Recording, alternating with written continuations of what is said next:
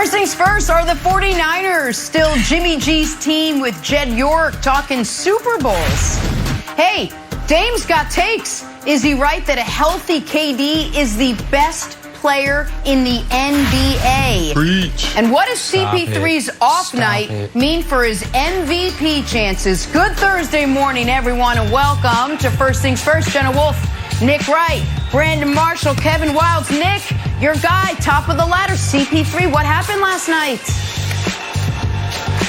Jenna, as a wise man once said, it ain't great, but one game does not make a season, America. Well, the Nick Wright curse might have slightly affected him, but he's going to bounce back. He's going to bounce back. Which wise man was that? The number, plethora to choose from. All right, we will get to CP3's rough night. But another day, another layer to the Aaron Rodgers drama in Green Bay. According to this latest report now, because there's a lot to unpack here, Rodgers was telling potential free agents he might not be in Green Bay next season. Then there was another report that said Rodgers turned down an offer making him the NFL's highest paid quarterback.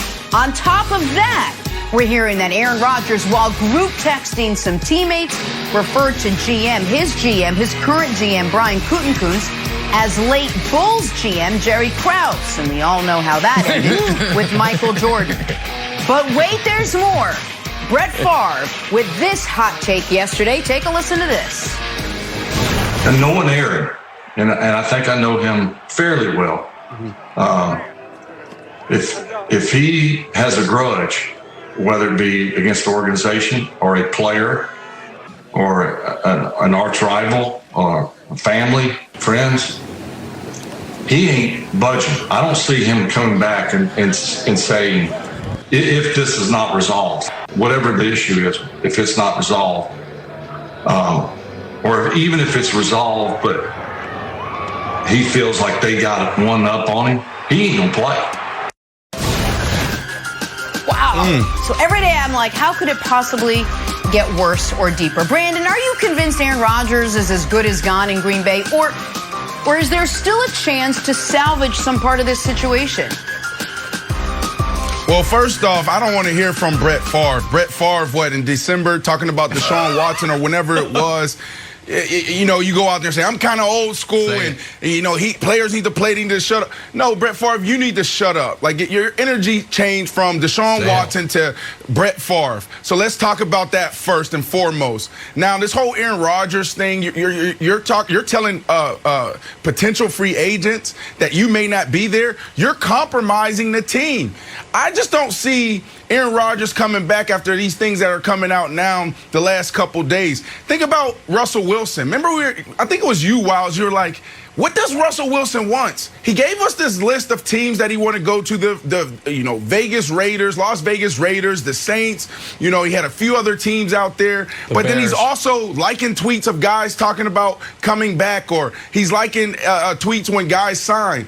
Russell Wilson was still quietly recruiting. Russell Wilson was still quietly having a conversation with teammates like, look, Chris Carson's, get the deal done, right? Because he was holding out hope that Pete Carroll was going to come around, and Pete Carroll did. So for this guy, Aaron Rodgers, to go out there and tell free agents like, look, man, I'm probably not going to be here. This is ugly, and this is all on Brian Gutekunst. That's who it's on. You got John Cohn, I believe his name is the fullback that played 9 years with Aaron Rodgers in Green Bay. John Cohn. And he goes out there and says, well, there's two guys dug in, Nick. What do you mean there's two guys dug in? The only person that should be dug in is Aaron Rodgers. Like, you just got there a couple years ago. We're talking about one of the greatest players that ever played in the National Football League. He has a list of demands, and you need to meet him. There shouldn't be two guys dug in, Nick. Well, I don't know that he has a list of demands anymore. I think he has one demand, and it will be his last demand, and that is, I don't want to work here anymore. And this, to me, Wilds, is very interesting for the Packers and for Rodgers, but it's also very interesting for the next few years of NFL football, because if we're being honest, Russell Wilson was engaged in a power struggle, and I understand the Seahawks seemed to bend a little, but in my opinion, Russell Wilson did not win that power struggle. They didn't make any massive free agent moves. They didn't trade away a draft pick for a star player. Not that they had many draft picks trade away because they just traded one for Jamal Adams. He didn't get some new contract. Not that that's what he was looking for, and he didn't get traded. Now, Brandon reported he had a meeting with Pete Carroll, and Pete Carroll acquiesced to many of his demands, but we'll see if that actually plays out in real time. The reason I bring that up is if Aaron Rodgers loses a power struggle to Brian Gutekunst, then this idea that, oh, the NBA model, player empowerment, it's coming to the NFL. If Rodgers can't be more powerful than Gutekunst, then the hell chance does Jalen Ramsey have against Les Snead? The answer is 0%. Not that Jalen has any issues with the Rams, but I'm just using star player and powerful GM. So I think in the macro, it is an interesting situation. And in the micro, I do think Rodgers is gone. Because I think Rodgers has enough financial stability and enough interests outside of football to where his trump card is, I don't need this. And you can find me $50,000 a day in training camp, and I won't notice. So I do think Rodgers is willing to take this to the brink, evidenced by the fact that he is telling guys I might not be there, which, as Brandon said, undercuts his own ability to compete if he is going to come back. So I don't think they can salvage this situation, and I think this will be a good test study for future players that try to execute a power play of their own. Okay, so here's why I think he'll be back in Green Bay. Aaron Rodgers has a phone. Aaron Rodgers was on Instagram Live talking about Jeopardy. Aaron Rodgers was on Pat McAfee's show. Aaron Rodgers showed up on Barstool FaceTime doing some great work, saving small businesses. Why haven't we heard from Aaron Rodgers? All I hear is this drip, drip, drip, drip, drip from the rumor mill. Oh, Jake Kummerow, it's Jordan Love. I want to go to the Raiders. I want to go to the 49ers. Hey, I might be referring to Gutekunst, the Jerry Krause. You don't have to do any of that. You just need to make an announcement. And I made the announcement for you. You can just, I'll send you the transcription. Here's what it is. Ready for this? Can we play our sad announcement music, please? Here it is. Dear Packers Nation, I have decided to ask to be traded. I wanted nothing more than to bring another championship to Green Bay, but the decisions made by the executives in charge won't allow me to do that. Thank you for your support. I've always loved Green Bay. I'll be rooting for you. Peace out, Aaron. That's it. That's it. That's all you need to do, Brandon. And until I hear that, it feels like there's a chance for some reconciliation, because he won't put that out, not only because it's a silly statement written by me, but because he knows that will be a goodbye. Right now, we're just in this dance of flirting and a drip of information. We got Jake Kummerow news, like, oh. So until there's a real statement, Brandon, I still think it's salvageable. Let me let me follow up on that and ask you something, Brandon, because the last really ugly, player-team divorce we've seen across sports was James Harden. And James Harden, while everyone knew he wanted out of Houston, he did not actually put words to it until the very end. We saw the actions. That's right. We saw him showing up seemingly out of shape, no showing to camp early, but he didn't put a statement out there until that famous press conference after a loss, and he was traded within, 7 days from there. Do you think it's plausible that Rodgers is holding that bullet as a final bullet? Because if he were to take Wild's advice and release that statement today, and when June 1st rolls around, he's still on the team, then what other moves does he have to make? Because I felt like Harden was holding that in reserve. Like, I want to be traded. It's been made clear. Are you going to trade me? Oh, you're not? Okay, I will play my final card. To me, that's what Rodgers potentially is doing here. No, I think this is what players do. This is the journey. Like, people are scared. Guys are scared to come out and give a statement like that, Wilds. So Aaron Rodgers is talking to us. Aaron Rodgers is talking through his fullback that he played with for 9 years, and John. Aaron Rodgers is talking to, Ryan, Tarico, whatever. Aaron Rodgers is putting it out. That's what players do. So he has to figure out, if he's willing to get uncomfortable, because players aren't willing to get uncomfortable. And Nick, you said it earlier. You said there's going to be a shift. There is a shift happening right now. And guys in the NFL have to be willing to stand up and say, I don't like it here. This is why. They're not trained to do that. They're trained to say, here, agent, you handle that. Here, Mr. PR person, you handle that. Let me plant this seed over here with this network or this organization. Like, that's what happens. And it needs to be a shift, because we're tired of hearing all the little, speculation from this person, that person. Just stand up, like Wild said, and put your name on it. Or to Wild's point, the other way. What is it that you want? Will this all be solved if Jordan Love goes away? Is it all solved if Gutekunst goes away? Is it all solved if you get the contract you want? Maybe he's not ready to put out there yet. Exactly. Because there is something he actually wants, and he does want to stay in Green Bay after all this, and there are just a few concessions the Packers can make. Meanwhile, by the way, Favre was in Green Bay 16 seasons. Aaron Rodgers also 16 seasons.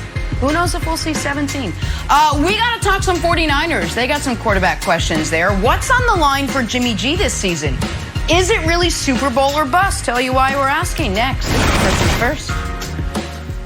Drawing a blank. Start in San Francisco, where Niners CEO Jed York chimed in on their quarterback competition. He said this. He said, quote, hey, if we're in a situation where Jimmy goes out and takes us to a Super Bowl again and has an MVP caliber season and does it again, there are worse dilemmas to be in. And Jimmy certainly has the ability to do that.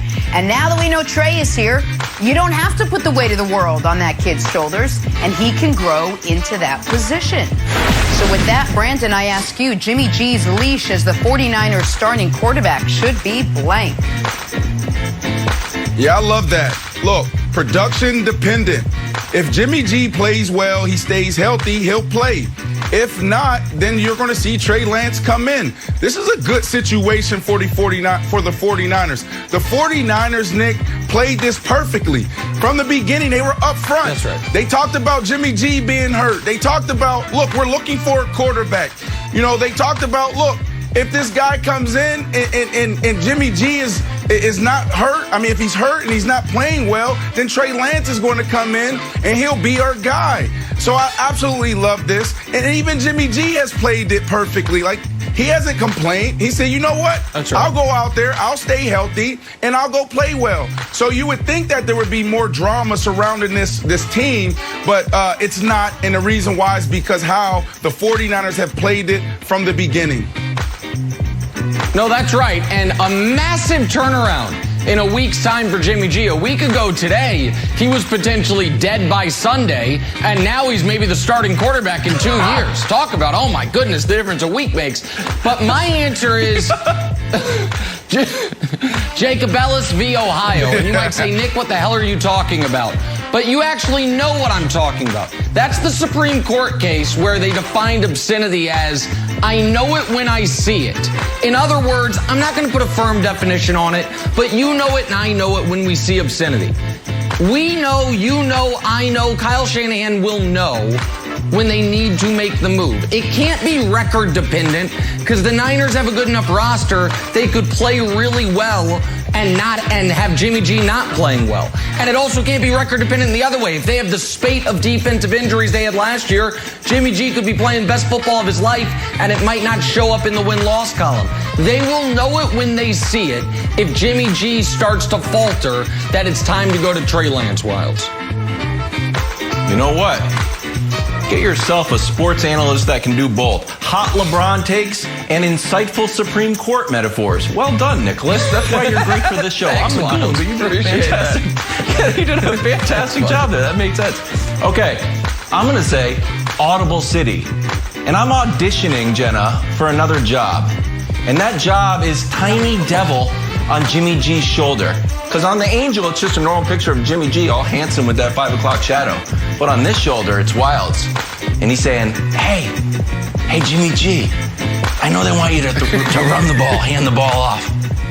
Throw it. You got to throw it, buddy. 24-9 when you hand the ball off, nobody cares. Air that thing out. Call it at the line. Old Roethlisberger style. Audible City. So, air it out, Jimmy G. I like it. Full message from your devil on your shoulder, I like Kevin it. Wilds. Goon and Devil. You're going to be a busy guy. Let's talk Giannis and the Bucks. So a report came out yesterday that if Milwaukee doesn't make a deep postseason run, it likely will cost head coach Mike Budenholzer his job. So, Brandon, the Bucks firing Budenholzer if the team doesn't go on a long playoff run would be blank. I don't like this at all. The answer is all on Giannis. If you're complaining about Coach Bud, then you really have two gripes. Your first gripe is, you know what? You have the best player in the NBA. Some think that. And you haven't made the finals. The second gripe is, last year in the bubble, you didn't make the proper adjustments to the Heat, playing against the Heat. Like, did you watch that series? That defense was phenomenal. They played great. And your guy was hurt. Giannis was hurt. This dude has done nothing but transform this organization and take this team to a whole nother level. I don't like this. I think Coach Bud is an excellent coach, and it's really all on Giannis. Oh, wow. You have to have more than two moves. You have to. Wow. He has to have more than two moves. Everybody knows how to defend him. So this is all on Giannis. Nope. If they don't make it to the finals and Coach Bud gets fired. Somebody, if everybody knows how to defend him, some of those everybody should go stop in on Steve Nash's next team meeting and be like, guys, here's how you stop him from scoring 40 a night. But I totally disagree. Listen, I like Bud, but I think this is reasonable and expected. Listen, a deep playoff run, I do not think means win the championship. Wow. I don't even think necessarily it means make the finals. I think it just means get to the conference finals, which would mean, by the way, they would have to beat Brooklyn. I don't think anyone will look at it if they get to the conference finals beating Brooklyn. Well, that's fine, but then he's going to be fired. If he doesn't get out of round two for the second straight year, he's going to be fired. And by the way, he knows that. He'll get another job, but he was the coach of a 60-win Hawks team. But who are you replacing him with, swept out Nick? of the playoffs. And well, that I'll be honest with you, Brandon, that I don't know. But there is the Dwayne Casey analog of it was, hey, Dwayne Casey has reached his Peter principle. Let's bring in Nick Nurse, who nobody had heard of. They win the title. Now they did get Kawhi and LeBron left the conference. That helped. But so I don't think this is unfair, Wilds. But Wilds, you know who they're replacing him with? No, it's not unfair at all. Oh, I have a take that if you're at home, you need to Amazon Prime a hazmat suit. This take is so hot. So be careful, or at least get some pot holders out and put them over your face because of what's coming here. You have to make the finals or win the championship. You can't get to the Eastern Conference Finals and hang a banner like you're the Indianapolis Colts. That's not how it works. You need to go far. It reminds me less of Dwayne Casey, more of Mark Jackson, Steve Kerr. And I started thinking about Steve Kerr, Nick. Steve Kerr is not a rebuilding coach. As much as he said he loved being last place last year, it made no sense. He's not. Trade for Kerr? And we always talk about breaking up the Warriors, and we talk about shipping Draymond off, and we talk about Steph needs to go to the Lakers, and we always talk about all these moves, but no one talks about Steve Kerr. I'm just floating it out there as a hazmat take. Not that Steve Kerr should leave, but how about this? This will save me a little bit because I'm not a hot take artist. If you could clone Steve Kerr, I think the Steve Kerr clone You were there. Would be Put the oven mitts away. Well, I'm scared. Why just dropped his take in dry ice? You had it. Why are you so scared? Well, you tell me. You're going to get a text from your friends like on the jump. Stop it. That's a great take. Wild says Steve Kerr to the Bucks. Potholders on your face was the phrase of the morning. Weird and wonderful. John Means threw a no-hitter yesterday for the Orioles. He lost a shot at a perfect game on a wild pitch, but forget that. Let's focus on the good. Just not quite wonderful enough for Kevin Wilds. What do you got, KW? Yeah, tough break when a no-hitter is not wonderful enough. Ouch! You hit Mike Trout. Mike Trout's like, oh! Mike Trout's upset. He hit a home run the other day when there was 4 outfielders. We didn't talk about it enough. Look at this kid. Get out of here, pitcher. How do you hit my favorite player? Go. Look how mad he is. Fantastic job. This kid also should get a special invite to the Rangers-Capitals game. Oh, look at Wilds tying in the beginning of the segment. Moving on. We're wonderful. Jock Peterson. Uh-oh. This one's gone, fellas. We're going home. Nope. Awkward. Eek. Yikes. Stay tuned for later in the show when we can see what actually happens when Anthony Rizzo comes up back. Don't flip the bat. Don't flip the bet. Don't look at your dugout. Just apply the E. Oh, look at his face. No. Embarrassing. It's weird and wonderful from the natural pastime, Jenna. Man. Back to our top story. More about the evolving drama that is Aaron Rodgers in Green Bay. Why is he comparing the Packers GM to an old Bulls GM? Green Bay fan Anthony Davis doesn't want to talk about the drama. Listen to this. Yeah, that's pretty sweet, man, I don't want to talk about Aaron Rodgers right now, y'all. Come on, chat. Don't do that to me, chat. Don't do that to me, chat.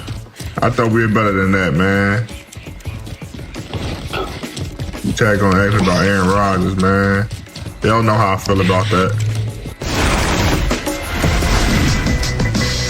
Back here with Coach Eric Mangini. Coach, let's talk some Aaron Rodgers, shall we? As that situation gets seemingly worse by the, I was going to say day or hour, it's like minute right now. A report yesterday had Rodgers mocking GM Brian Gutekunst by referring to him as former Bulls GM Jerry Krause in some text messages with teammates. Krause, as you may recall, famously tried to retool that Bulls roster to his liking without taking any input from Michael Jordan at the time, ultimately pushing MJ into early retirement. Nick, let me start with you. Is firing Gutekunst what Rodgers wants? If that's what he wants, should the Packers do it? Obviously, yes. But before I get into that, first of all, shout out to Aaron Rodgers, friend of the show. He's never been on this show, but I always had a sneaking suspicion that he might watch it. Brian Westbrook out here calling him the MVP when nobody else was. Brandon Marshall regularly saying he's the most talented player to ever play the position. And I would love to see the date stamps on these text messages, because methinks he sent this text a mere hours after Brandon Marshall made this very comparison, comparing him to the late Jerry Krause that helped break up prematurely the Bulls dynasty. So, Aaron, if you're watching, good morning. Now, to answer the question, I am not one. I know Coach says I'm always calling for guys to get fired. I'm not never calling for guys to get fired, but that is not my go-to. That's not my fastball. That's not the pitch I like to go to. But I'm not afraid to do it. In this instance, though, it is very, very simple. You, for reasons, if you're Mark Murphy, head of the Packers, for reasons that are somewhat out of your control, I suppose, seem to have to make a choice. And the choice is between one of, if not the, best in the world at what he does, and a guy who has had mixed results in his limited tenure as the general manager of your football team. That is not a decision. That is incredibly, incredibly easy. Now, do you wish it hadn't gotten here? I'm sure. Is it ideal? It's not. But if you have reason to believe that the way to fix things with Aaron Rodgers is to fire Brian Gutekunst, you can give him a very nice golden parachute on the way out. You can take care of him, but you got to tell him, buddy, you took a really big swing on Jordan Love. You didn't give Aaron a heads up about it, and not only did you swing and miss, you let the bat fly out of your hands and it concussed our mascot. You got to go. So I don't think it's that hard, and I don't think it's that unfair. And so, Coach, if it's a him or me situation, you have to pick Rodgers. Well, if Aaron Rodgers is a friend of the show, he's probably not going to be happy with my opinion on this, because I don't think this is the time to move on at all. And his timing of requesting a trade is also very curious. He had all of last year. He had the entire offseason leading up to the draft to say how unhappy he was and try to get things fixed and to express that things were unfixable, but he doesn't. He starts talking when he realizes that a West Coast team might be interested in trading for him. And there is a tampering element to that, but the bar or the target keeps moving. You know, they talked about first he wanted guaranteed money, he wanted a new contract, and that didn't happen. And then it's the quarterback, and then it's the wide receiver. It feels to me like he saw that there was a realistic possibility for a trade for him and big enough numbers to actually make the team be interested. for a West Coast team where he could go get a new contract, and that's when things started to become unfixable. And it doesn't add up, and I don't think at this point you're going to make a change. Yeah, I don't know, Coach. I mean, if they're putting together group chats last year comparing, Brian Gutekunst to Jerry, come on, man. Like that's a big deal. And I just want to sit in Aaron Rodgers' seat right now. If I'm Aaron Rodgers, I don't want this to happen. I'm already considered sensitive. I'm already considered a guy who have bad relationships, and relationships can go south. Why would I, demand, that this guy get fired, and now I got to deal with this for the next couple years, and this potentially being a big part of my legacy? If I'm Aaron Rodgers, I'm just saying, look, guys, enough's enough. I'm moving on, or you just got to swallow your pride and you go back there and you just ball out. Aaron Rodgers should not want this now that it's out. Now, if they were able, Wiles, to keep this quiet, all right, then no problem. No harm, no foul. Not all relationships work out. We don't all get along. And if I'm, in that organization, I had to choose between Aaron Rodgers and Brian Gutekunst, I'm choosing Aaron Rodgers. But now it's public, and now it's a big mess. And Aaron Rodgers, he's in a tough bind right now.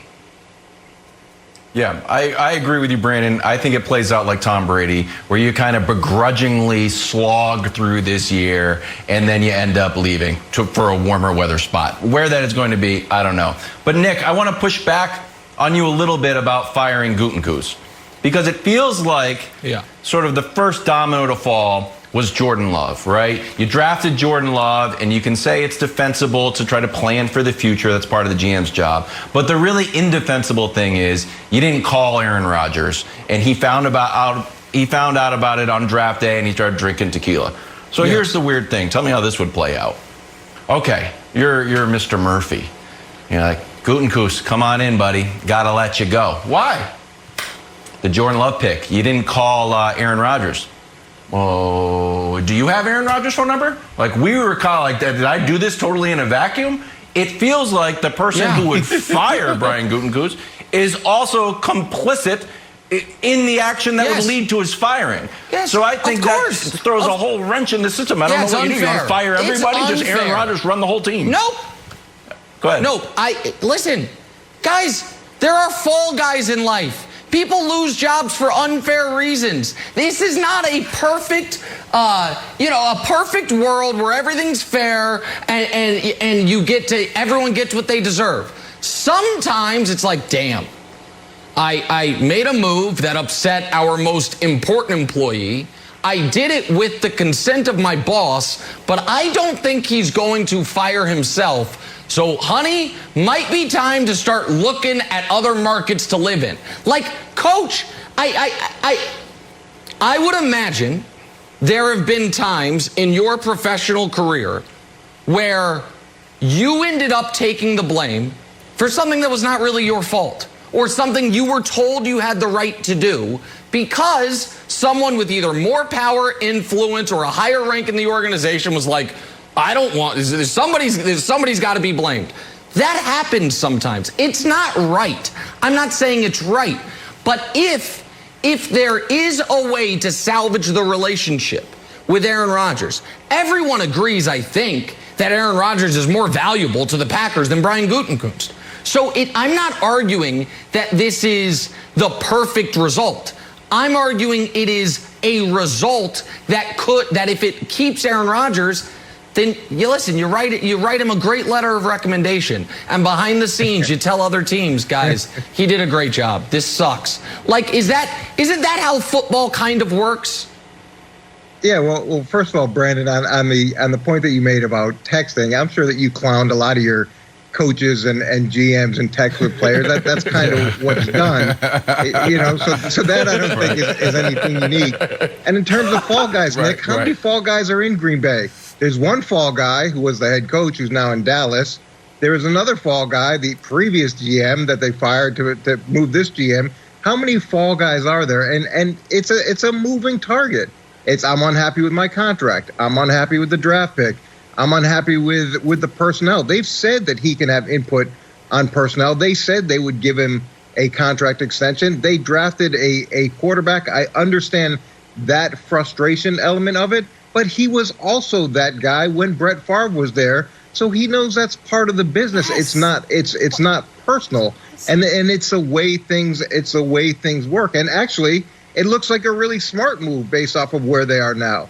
They knew that at some point they were going to be leveraged by Aaron Rodgers, so they bought an insurance policy, and it actually looks like having that insurance policy is probably going to be a good thing in the long term. That's a great call. All right, we're going to shelve that for a second because Nick's got to hand out some NBA medals. We switch to the NBA where Joel Embiid, with a 34-12 night and a win over the Rockets, dominated as the Sixers widen their lead atop the East. But Embiid just missing out on the medal from Nick. Nick, who did it better? Sorry, Joel. Playing the Rockets, played well, but can't quite get a medal. Let's go to the bronze medalist, Ja Morant. Wasn't quite healthy to start the year. We wondered, was it a bit of a sophomore slump? Ja Morant coming into form. 37-10, and now in a closer win than it should be against the Timberwolves. The Timberwolves playing relatively well compared to their previous season standard as of late. Ja Morant gets the bronze. Silver medalist. Who's our silver medalist, America? Anthony Edwards. Anthony Edwards says, hey, don't forget about me for Rookie of the Year. I know LaMelo Ball's back, but how about 46-7, 42-6-7, I should say, on better than 75% shooting against Ja Morant's Grizzlies in that loss. And the gold medalist, the Joker. He should get the silver medal for league MVP, but he gets the gold medal for last night's MVP. 32-12-6 in a win over those red-hot Knicks. The Joker gets the gold. No, look at that pass. How about that? That wasn't from last night's game, but that was a hell of a pass. If he did doubleheader last night, Rockets and Knicks. Good pass, Joker. Look at all these Joker highlights. I feel like this propaganda. We're just supposed to show highlights from last night, trying to make me look bad because I don't have his league MVP. There it is, Jenna. There are the medals from last night. All right, Kevin Wildes, who just missed the cut. Oh, the Celtics destroyed the Magic, and look who went to work here. Oh, cook 'em. Cooking time, Mo Bamba. Oh, no, what a move. Here's the thing, Jenna. I don't think I'm going to make the NBA. There's a small chance I probably am not going to make it. But if I do, and if I score, don't celebrate that much, because then it's kind of embarrassing for me. You're actually hurting my case if you're that excited that I made one bucket. Just play it cool. Just sit there. Don't do anything. Who's that guy guarding him? Who is that guy guarding him? That's terrible. Nice win last night by the Danny Ainges. Back talking the NBA MVP race. What is CP3's off night last night? Because that's what he had. What does that mean for his MVP case? We discuss that next. First things first. Terrible timing. Back here, first things first, we are talking about the NBA MVP race, and we got Chris Broussard joining us now. Broussard, so yesterday the Suns got blown out by the Hawks, just 9 points for CP3, the same CP3 that our guy Nick has penciled in as his MVP this season. And yes, that CP3 has been nothing short of great for the Suns, poise, leadership, all of it, while leading them to the NBA's second best record. But Broussard, MVP, do you agree with Nick? Are we really doing this? I mean, Nick, do you really want to go here, Nick? This is Tyson Peter McNeely. This is Ali Jerry Corey. This is Jake Paul, Nate Robinson. Sorry, Nate. I love you, Nate, but come on. Really, Nick? You really want to do this? Can I get some stats up on the board? I mean, Nikola Jokic is the MVP, Nick. What is this about? Not only is he scoring way more points, getting way more rebounds, shooting a way better field goal percentage, but even in the quote-unquote point guard stats, he's equal in assists, he's equal in steals, he's a better three-point shooter, and his PER is #1 in the league. Chris Paul's 28th in the league. Can we stop this? And I like Chris Paul, but this is ridiculous. His PER 31. There's only 5 other players in the history of the NBA who have a PER of 31 or better for a season. Let me name them, Nick. Michael Jordan, LeBron James, Jordan, Wilt Chamberlain, Giannis. Steph Curry, Giannis Antetokounmpo, and Nikola Jokic. I know. But it doesn't end there. Yeah. Chris Paul's second best player is better than Jokic's second best player. Oh, and Jokic's second best player got hurt for the season. And all they did was go 10-2 without him. Have you looked at who Murray, Jokic is please. playing with, Nick? PJ Dozier, Campazzo, Paul Millsap, who's old, Aaron Gordon. I mean, can we? And it's arguable it's arguable that Chris Paul is not even the best player on his team. Devin Booker is right there. Goodness. So, come on. And I know let me just end it right this. This is the knockout blow. I know you're going to go Steve Nash. Oh, Steve Nash back in 2005. I'm not going to go Steve Nash. 15 points I'm not going to go game. Steve Nash. Steve Nash also, You're wrong. Steve Nash also led the league in assists with 11 a game. He was one free throw percentage point away from the 50, 40, 90. I don't care. You're arguing 90, against and Steve Nash. I don't care about Steve Nash. He improved the Suns by 33 wins. The Suns got 13 more wins this year. 13 more wins. Okay, That's hold on a second. And you get that MVP last part, for 16, 8, and 13 more wins? Stop it. Broussard, you just slipped on a banana peel on the end because you and I both know that the win total thing is unfair when you're comparing different length seasons, first of all, and the Suns last year, who missed the play-in, and this year, as prior to last night, had the best record in the entire NBA, and now they're a game out of the best record in the entire NBA. But I just have a question for you. There are MVP voters, right? Because I'm not one. You are one, correct? Like, it's human beings who vote on it, right? So about 100 of you? About 120, I think. Something like that, yeah. Yeah, okay. Why? If it's just best PER, then why do we need voters? If it's just best stats, best PER, why do we need voters? No. That's fine. If it's just best stats, we can type that into a computer. But the award is not most impressive statistical resume. The award is not highest PER. The award is not scoring champion. The award is most valuable player. And you have a guy who has proven again and again and again in his career in 5 different places. Is it a Lifetime Achievement Award? Is that what this is? No, it is not. No, but the reason I bring up the history is because it validates what is happening this season. It is not fluky. It is not, well, maybe there's other things that go into it. Maybe it's that Devin Booker was always a great player, just couldn't ever manage to even win 40% of his games until Chris Paul walks into his life, and now they're going to be the 1 seed. And let me ask you one other thing. And let's be honest here. Let's just look at the MVPs the last 40 years. And you might say this shouldn't matter, but in the light of history, it will. That's every MVP in the last 40-plus years. Derrick Rose is a bit of an outlier because he suffered career-altering injury. Look at those names. Does Chris Paul fit right in probably the lower half, but the middle-ish of those names? The answer is yes. Can we agree, and I know Nuggets fans are going to get mad at me, if Nikola Jokic wins the MVP, he's the worst player to win the MVP since Dave Cowens. No.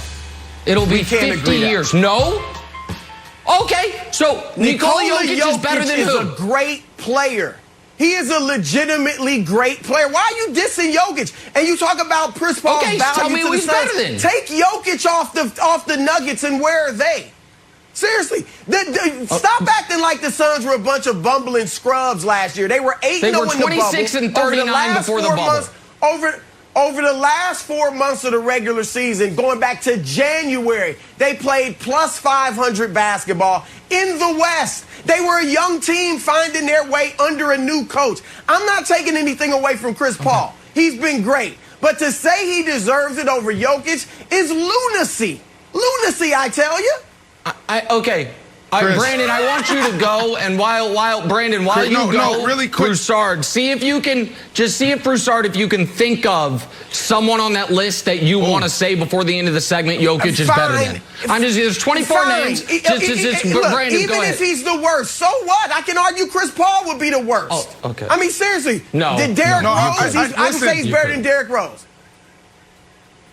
Listen, I'll be quick here because America doesn't want my take on this. They want to hear you two. So I'm going to be super quick here. Hey, Chris, I need you to rethink this, please.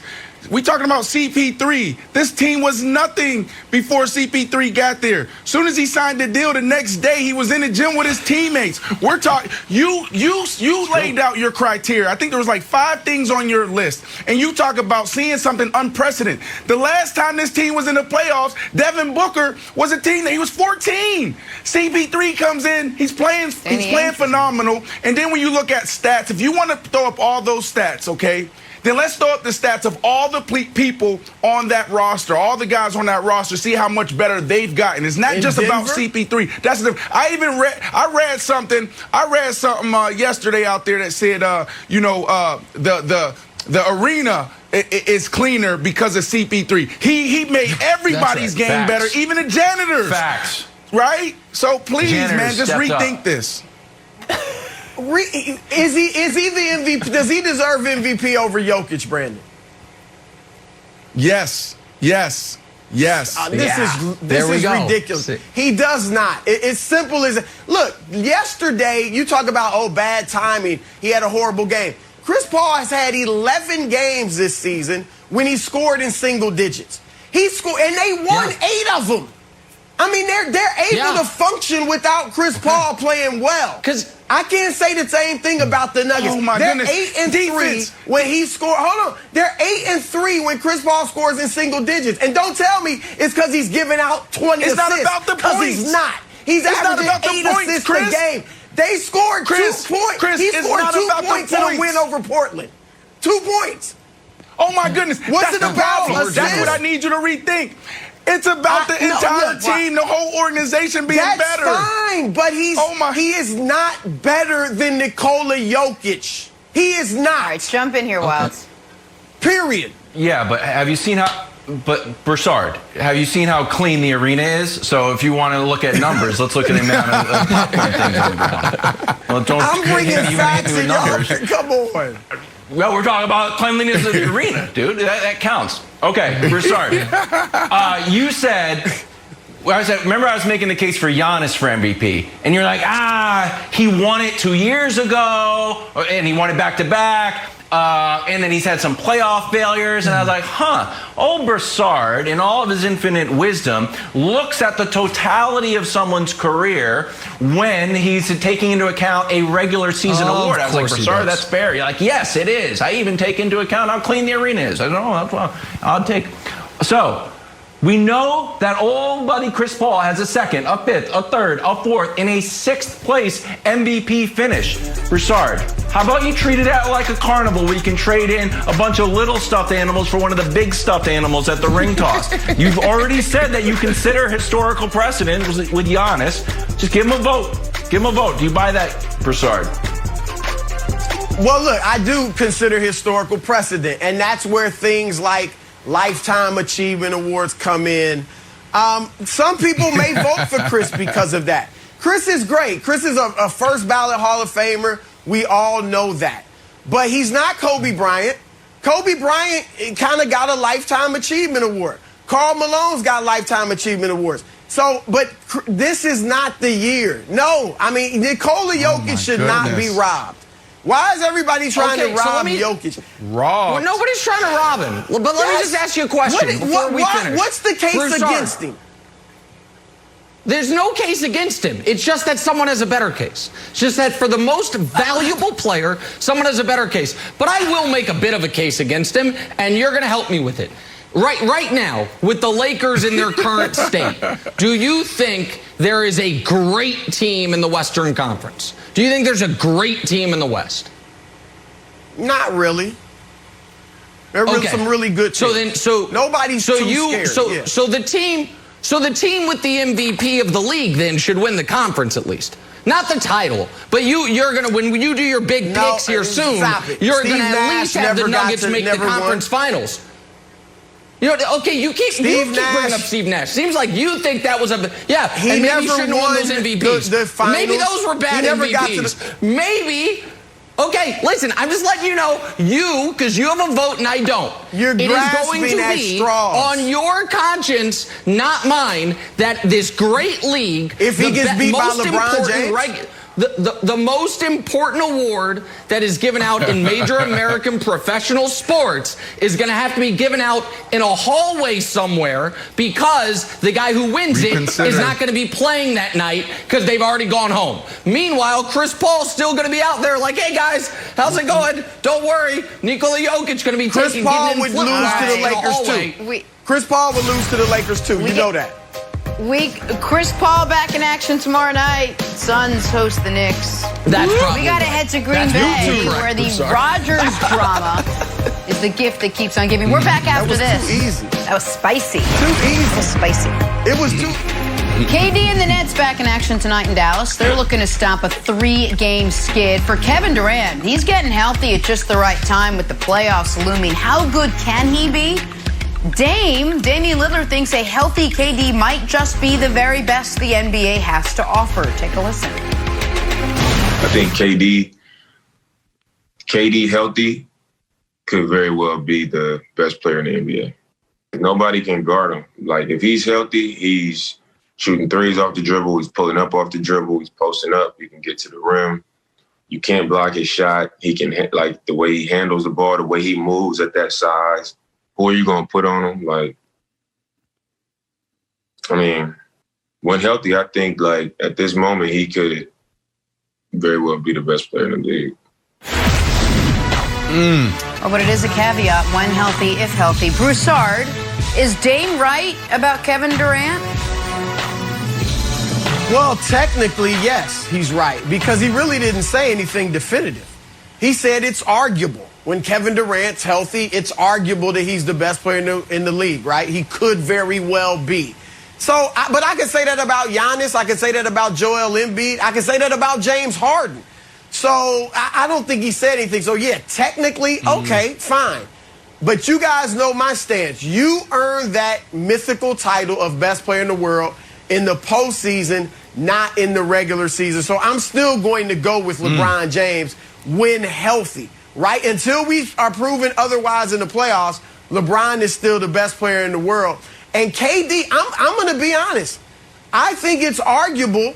It has become arguable who the best player on the Nets is.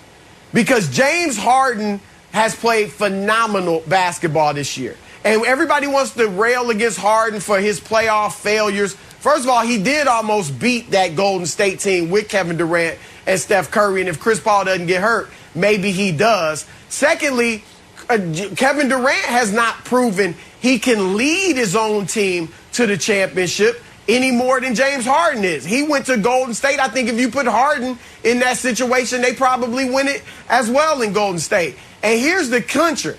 Right now, the Nets are 7-8 with KD and Kyrie playing together. And I'm going to say this, and you guys know how high I am on the Brooklyn Nets. And I stand by my statement that it will take not a storm out of L.A., LeBron. It will take a hurricane out of L.A. to beat a healthy Brooklyn team. But I'm saying it right now. Brooklyn will not win the championship, cannot, if other teams are healthy, without James Harden. James Harden is the key for them to win the championship.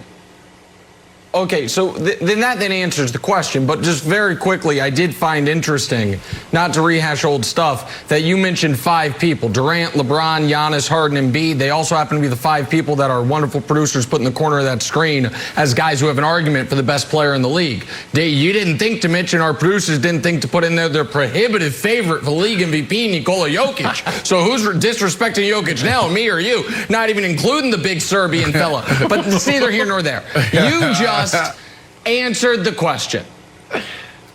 If the Nets can't win the title with Kyrie Irving playing the best basketball of his life and with Kevin Durant staying healthy, if James Harden doesn't come back, then Kevin Durant can't be the best player in the league. Because there is no super team to go through. But when there was, 5 years ago, a 73-win team, and you had the actual best player in the league, and who was his best teammate? I remember his name, went to Duke. Oh, it's Kyrie Irving. They won that series. So it's not like it can't be done. It's not like KD and Kyrie, oh my God. Not in 2021. There are no triplets except for the ones that reside in Brooklyn. So if the belief is, Wilds, that you've got to have Harden for the Nets to be able to win the title, then that answers the question. And that's not me disrespecting Kevin Durant. I think Kevin Durant is sensational. I think Kevin Durant has a better argument for best player. Let me rephrase it. I think Kevin Durant is clearly the best player on his own team. I do think he's better than James Harden. But if the belief is the Nets have to add another MVP to the mix when they already have KD and Kyrie in order to win the title, then obviously he's not the best player alive. So, to me, that answers the question itself.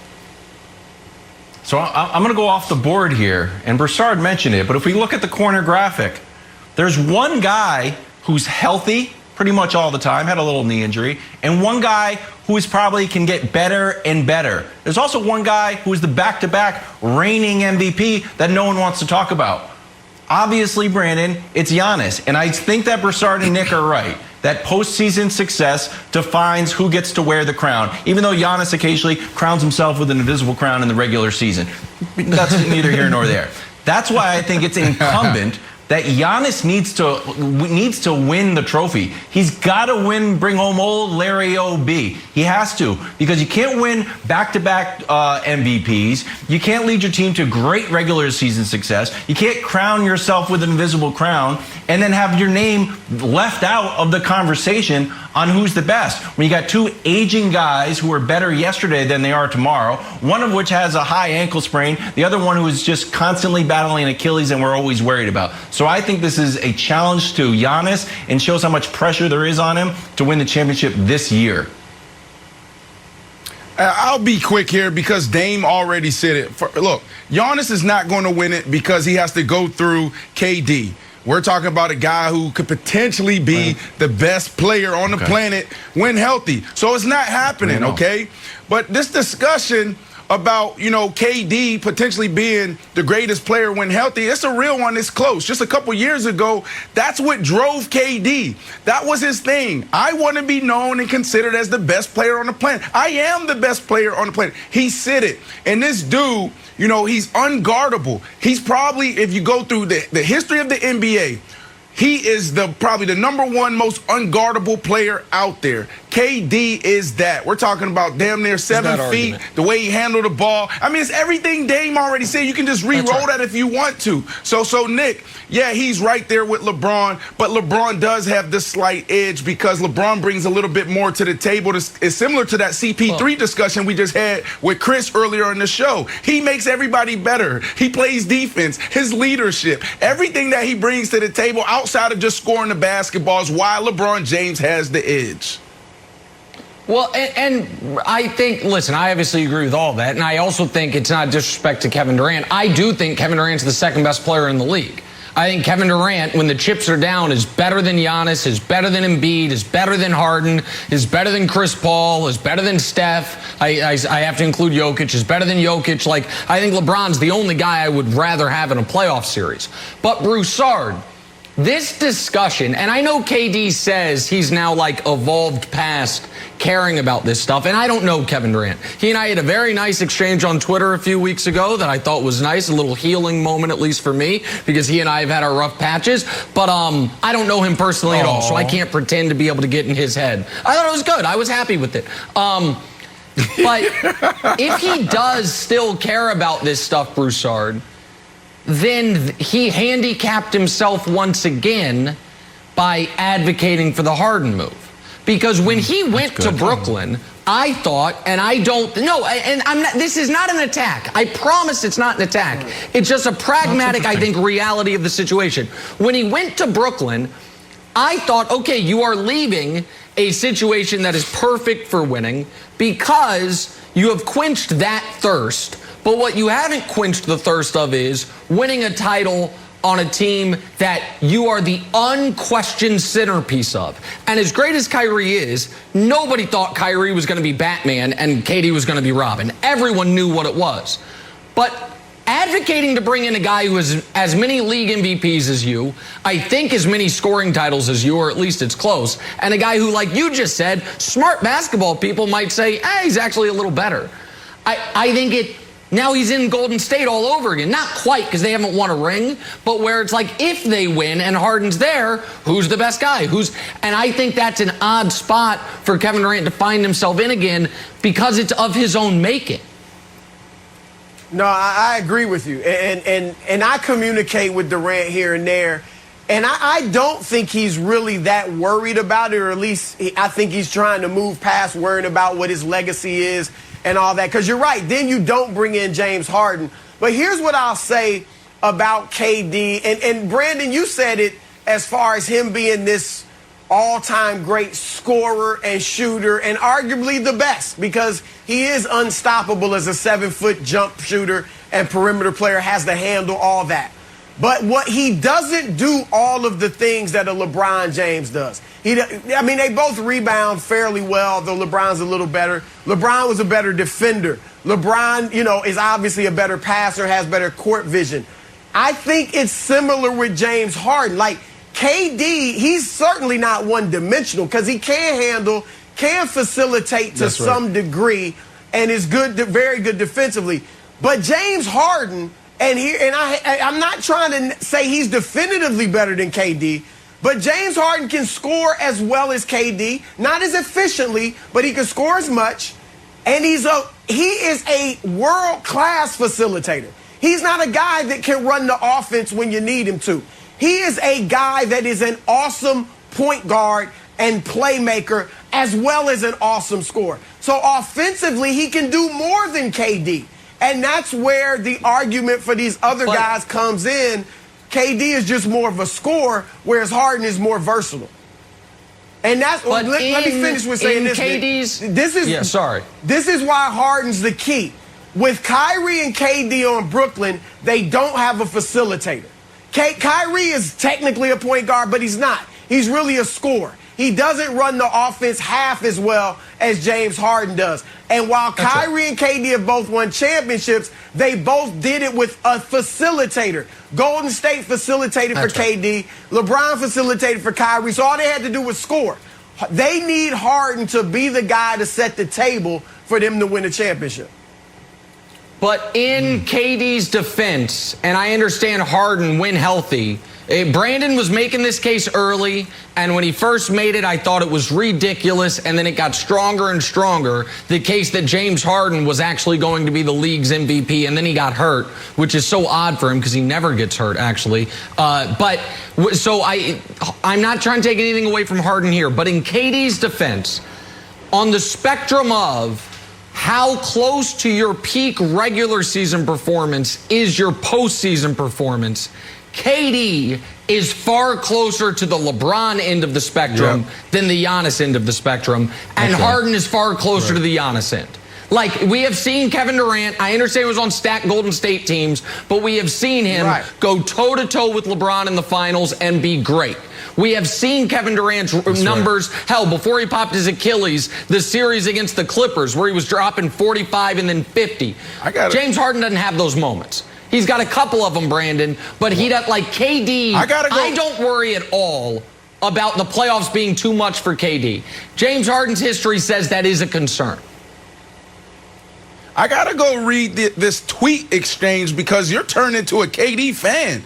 Golly. What did you guys tweet about a couple weeks ago? I gotta go read it. My goodness. Well, he's a great player. He's a great player. He's the 15th greatest player ever. He might even be the best player. Who knows? Nick's got some medals to hand out from last night. Joel Embiid, big candidate, 34-12 in a win over the Rockets. Sixers widening their lead atop the East, but Embiid just missing out on a medal from Nick. Nick, who did it better last night? Yeah, just wait till you hear about what I say about KD when he becomes a clutch client one day. All right, bronze medal. Bronze medal, John Morant. How about John?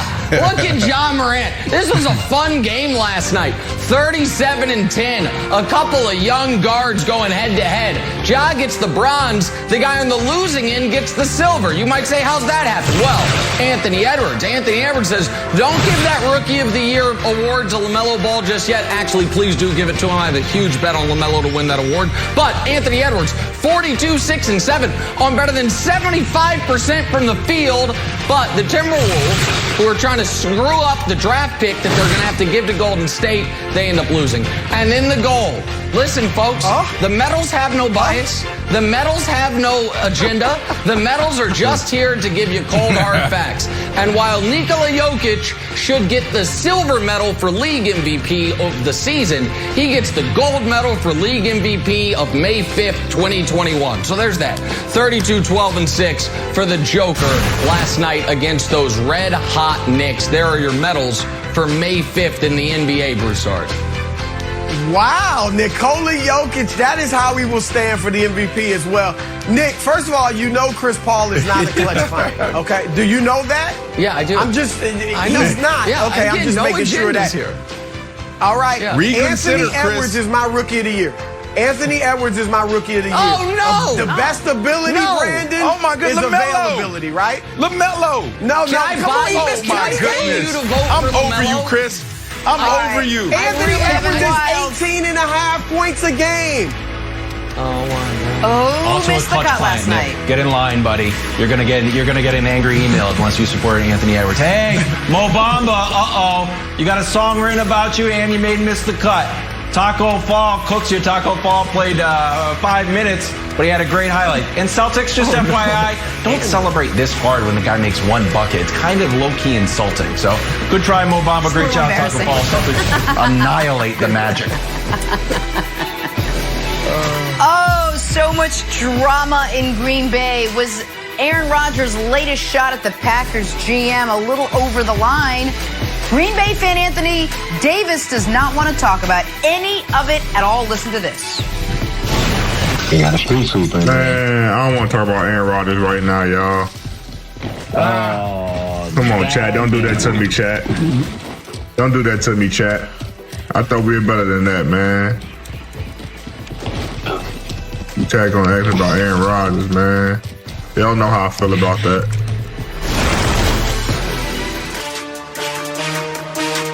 Tonight, Pro Football is back with the Spring League on FS1. This season kicks off with a big doubleheader as the Alphas take on the Aviators at 7 Eastern. Then you got the Conquerors battling the Linemen at 10 Eastern. It all begins tonight on FS1 and the Fox Sports app. Football. I got an Time now Alphas for some Conquerors stories to start parlay your morning. working, Jenna. Oh my gosh, so do Just so I. you know. We should just watch. We'll just do it together. Sponsored by Ram Trucks, built to serve. Got to talk some Aaron Rodgers. I mean, everyone's talking Aaron Rodgers. That situation seemingly getting worse by the hour. A report yesterday had Rodgers mocking GM Brian Gutekunst by referring to him as former Bulls GM Jerry Krause in some text messages with teammates. Krause, as you guys probably know, famously trying to retool the Bulls roster to his liking. Remember, never took input from Michael Jordan, ultimately pushing MJ into early retirement. Nick, amidst all this drama in the Tundra, what do you think the Green Bay Packers should do at this point? Send Aaron Rodgers a beautiful flower arrangement, possibly an edible arrangement if he likes melon, and a great thank you note for doing them a huge favor. Because Aaron Rodgers is simply letting the Packers off the hook. The Green Bay Packers did not draft Jordan Love, to not play him for half of his rookie contract. And if Aaron Rodgers had just said, hey, I'm happy to be here, defending MVP, let's roll, that's what they would be signing up for. And Aaron Rodgers instead said, guys, look, you not only drafted a quarterback, you not only drafted a first-round quarterback, you had such a thirst for him, you traded up to get him because you were so terrified someone else would get him. You saw this kid at Utah State and said, he's our future. Might be our present as well, but certainly our future. And then I screwed it up. My bad, guys. I won the MVP. So now what do? You want to admit you wasted a first-round pick? That's going to be bad for everyone involved. Jordan's never going to see the field. So let me help you out. I'll leave. You don't have to fire me. I resign. And that way no one blames you. Everyone's going to be mad you get rid of the greatest player in franchise history. I'll take ownership of it. Isn't that what the Packers wanted? When the Packers drafted Jordan Love, didn't they want him to be the starting quarterback this season? I would say yes. So what the hell are they mad about? Are they mad because in practice, I wasn't at those practices, but I know this. He was the inactive third quarterback for game day. He couldn't beat out Tim Boyle, let alone Aaron Rodgers. So maybe you blew the pick. But yeah, so I don't know. I can't say he blew the pick. It's not fair to Jordan Love. I just know he couldn't even be the backup last year. But this was what the Packers wanted. So stick with your plan, Brandon. And Aaron Rodgers is letting you do it. Well, open up the cage, let the bird fly away. Yeah, but you can also look at Patrick Mahomes in that situation. There was a lot of stuff coming out, his rookie year, how awesome he was in practice. You're hearing the opposite when it comes to Jordan Love. So blowing the pick, maybe. I mean, you can see it in practice. You know if a guy has it or not. Just ask the defensive guys. Go ask those cornerbacks. Go ask those safeties. And yeah, guys develop. But when you're talking about replacing Aaron Rodgers, you better bring in somebody who can actually carry it because, those are big shoes to fill. Let's think about this. Let me stay right where you're at. Relationships are hard, and breakups are even harder. What the Packers need to do, just to answer your question, Jenna, what they need to do, they need to start counseling. They need to start therapy because this is a breakup. It's over. Like Aaron Rodgers, he's telling guys that could potentially come in as free agents, hey, I may not be here. He's compromising the team. I don't see how you move past that. Aaron Rodgers has dug in and said, you know what? This is not best for me. I'm moving on. So while Brian Gutekunst totally messed this up, you have Aaron Rodgers. You need to understand that this is not a negotiation. This is a hostile takeover. That's what this is, and Brian totally messed this up. Okay. If it's a hostile takeover, let's say it's a hostage situation, I'm going to play Denzel Washington. You know what you do sometimes? And they say, yeah, you know what? We're going to get the plane juiced up for you. Bring me ready to go. How much money do you want in there? $10 or $20 million in cash and some gold bars? Yeah, you got it. I would call him on his bluff, Nick. And I know you're the big poker player of the crew. Here's what I would say if I was Mark Murphy. Hey, I've been reading the internet and Twitter since, you won't put out any official statements, so I've just been trying to read the tea leaves. We're going to do everything you want, buddy. We're going to do everything you want. First thing I'm going to do is fire Brian Gutekunst. He's out of there. Do you want to pick the new GM? Let me know. Give me your list of new GMs you want, because I want to see who you want to choose. I want to make sure I choose the right one. Then I'm going to bring back Jake Kummerow. Yeah, he had one catch for the Bills, but I'm going to sign him back to the roster. By the way, give me your list of who you want us to fire. And by the way, I'd like you to do that personally. Oh, what else do we need to do? I'm going to sign you to a big extension, and I'm also going to ship out Jordan Love. So who do you want as your backup? And what type of draft picks? Let me know. Can you go on to Spot Track and tell me what do you think Jordan Love is worth pick-wise? Just do it all. And by the way, quarterback the team. And I don't think Aaron Rodgers will still come up with another complaint. It's a bottomless well of grievance margarita, and I'm tired of drinking it, Brandon. Oh. All that sounds good, sugary. But all you got to do is follow the facts, man. People are talking. There's things that are happening right now. I'm reading a report, I think it's from Adam Schefter, that's saying that the Packers are exploring adding more quarterbacks to their offseason program. So, Nick, they're already in transition. They know it. They see it. It is over in Green Bay for when we talk about this relationship between Aaron Rodgers and the Green Bay Packers. Now he just needs to find out where he's going. I don't know if it's Denver. I like Teddy Bridgewater in Denver. Obviously not over Aaron Rodgers. But I don't know if they're really exploring this and if they're serious about this. He's a Chiefs fan. I heard Aaron Rodgers gets altitude sickness, so I don't think Denver's a good place for him. But Wilds. I know you were being sarcastic. But what's wrong with that? I know, and people say, oh, he has an endless well of grievances. His previous grievance was against Mike McCarthy, the head coach. And guess what? After a year in Dallas, I think he was right. I think he actually was right. People thought he was going to have an issue with Matt LaFleur. He's gotten along great with Matt LaFleur. He's had nothing bad to say about Matt LaFleur. Matt LaFleur loves him. So, he didn't like the Jordan Love pick. You know who else didn't like the Jordan Love pick? The Packers, which is why he wasn't even the backup last year. He complains a lot, but maybe he hasn't been wrong yet. And he's also awesome at his job. So maybe what you're suggesting is exactly what they should do, Jenna. No, good for me for suggesting. See you tomorrow. Undisputed right now.